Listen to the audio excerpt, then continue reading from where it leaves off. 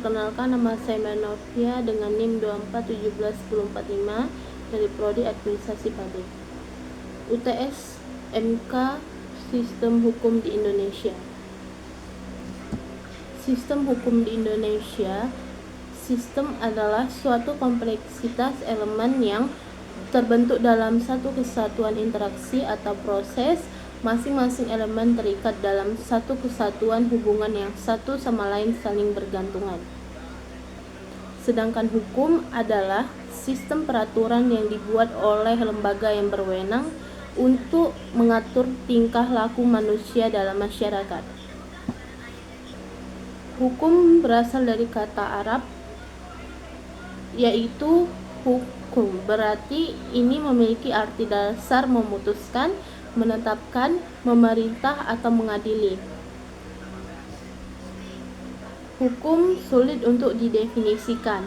Hukum memiliki banyak aspek atau segi, dan definisi hukum hanya dapat menjelaskan sebagian dari aspek, bentuk, dan aspek hukum.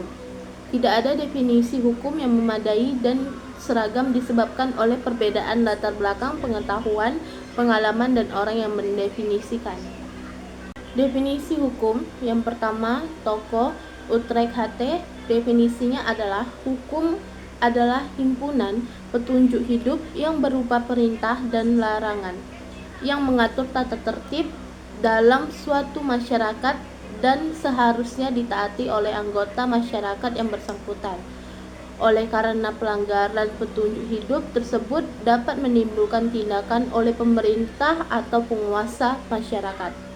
Yang kedua, Toko Sudiman Kartohadi Projo, definisinya unsur pokok hukum adalah suatu yang berkenaan dengan manusia dalam pergaulan hidup untuk mencapai tata tertib pergaulan hidup berdasarkan keadilan. Yang ketiga, Bellevoid, definisi hukum adalah peraturan yang berlaku pada suatu masyarakat, mengatur tata tertib masyarakat tersebut dan didasarkan oleh kekuasaan yang ada di masyarakat itu. Yang keempat, Toko Immanuel Kant, definisi keseluruhan syarat-syarat di mana dengan ini kehendak bebas seorang dapat menyesuaikan diri dengan kehendak bebas orang lain. Yang kelima, Leon Duquet, definisi aturan tingkah laku para anggota masyarakat yang diindahkan oleh anggota masyarakat sebagai jaminan kepentingan bersama dan jika dilanggar menimbulkan reaksi bersama terhadap pelanggar.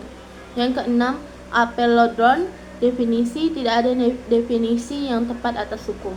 Yang ketujuh, Wirojono Projo Dikoro, definisi hukum adalah rangkaian peraturan-peraturan mengenai tingkah laku orang-orang sebagai anggota masyarakat. Yang kedelapan, Toko Thomas Hobbes, definisi hukum adalah kebebasan berbuat sesuatu. Yang kesembilan, Proudhon, definisi hukum adalah jaminan penghormatan terhadap nilai seseorang sebagai manusia. Yang kesepuluh, Land, definisi hukum adalah seperangkat aturan-aturan yang harus dipatuhi manusia dalam masyarakat. Yang ke-11, Schuling, definisi hukum adalah seperangkat norma-norma yang ditetapkan oleh negara atau diakui sifat yang mengikat. Unsur-unsur hukum yang pertama ada aturan-aturan, yang kedua mengatur tingkah laku manusia dalam pergaulan di masyarakat, yang ketiga bersifat konkret, yang keempat bersumber dari kebiasaan atau dibuat oleh penguasa atau badan resmi atau pemerintah, yang kelima bentuk tertulis atau tidak tertulis, yang keenam bersifat memaksa, yang ketujuh akibat hukum bagi yang melanggar. Sistem hukum. Hukum sebagai suatu sistem adalah suatu susunan atau tatanan teratur dari aturan-aturan hidup di mana keseluruhan bagian atau komponennya berkaitan satu dengan yang lain. Secara umum, sistem hukum atau tatanan hukum diartikan sebagai sebuah sistem dari keseluruhan kaidah-kaidah hukum dan bentuk penampilannya dalam aturan-aturan hukum. Sistem hukum merupakan suatu sistem terbuka yang harus mampu mengakomodasi perkembangan yang terjadi dalam masyarakat. Macam-macam sistem hukum. Yang pertama, sistem hukum Eropa kontinental. Ciri-cirinya yang pertama ada berkembang di negara-negara Eropa daratan. Kedua, sering disebut sebagai civil law. Yang ketiga, berasal dari kodifikasi hukum yang berlaku di Kekaisaran Romawi masa pemerintahan Kaisar Justinianus abad ke-6.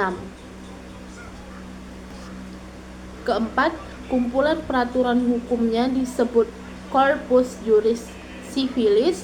Yang kelima, dianut dijadikan dasar perumusan negara-negara Jerman, Belanda, Prancis, Italia, Amerika Latin, Asia, Indonesia.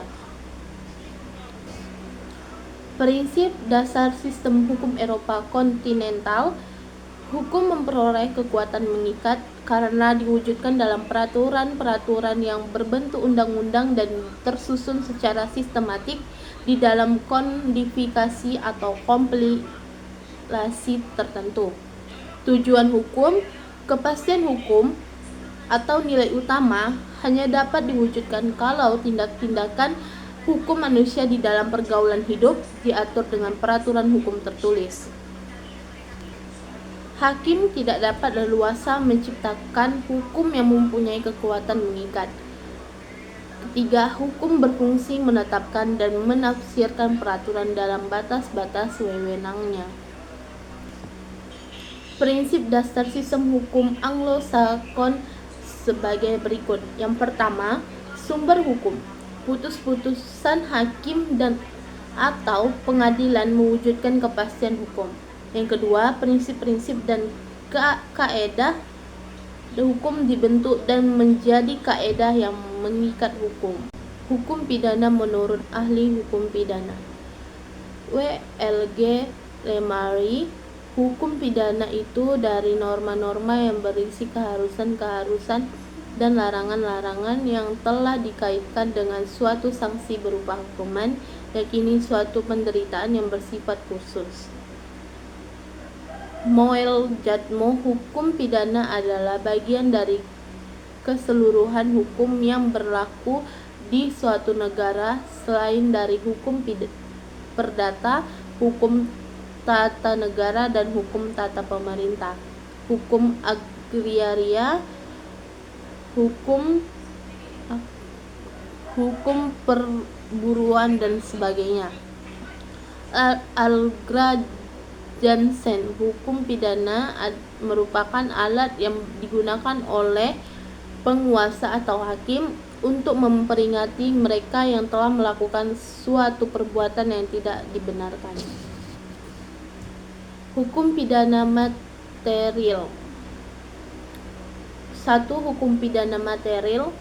Hukum pidana material berisikan peraturan-peraturan tentang perbuatan yang diancam dengan hukuman, mengatur pertanggungjawaban terhadap perbuatan pidana, hukuman apa yang dapat dijatuhkan terhadap orang-orang yang melakukan perbuatan yang bertentangan dengan undang-undang. Hukum pidana formil. 2. Hukum pidana formil. Hukum pidana formil merupakan sejumlah peraturan yang mengandung cara-cara negara mempergunakan haknya untuk mengadili serta memberikan putusan terhadap seseorang yang diduga melakukan tindakan pidana. Ruang lingkup hukum pidana. Hukum pidana mempunyai ruang lingkup, yaitu apa yang disebut dengan peristiwa pidana atau delik ataupun tindak pidana. Menurut Simons, peristiwa pidana ialah perbuatan seseorang yang mampu bertanggung jawab. Jadi, unsur-unsur peristiwa pidana yaitu pertama, sikap, tindak atau perilaku manusia. Yang kedua, masuk lingkup laku perumusan kaidah hukum pidana, istilah Tuhan atau dewanya. Yang ketiga, melanggar hukum kecuali bila ada dasar pembenaran. Yang keempat, didasarkan pada kesalahan kecuali bila ada penghapusan kesalahan. Sikap tindak yang dapat dikenai sanksi atau tidak dikenai sanksi. Yang pertama, perilaku manusia.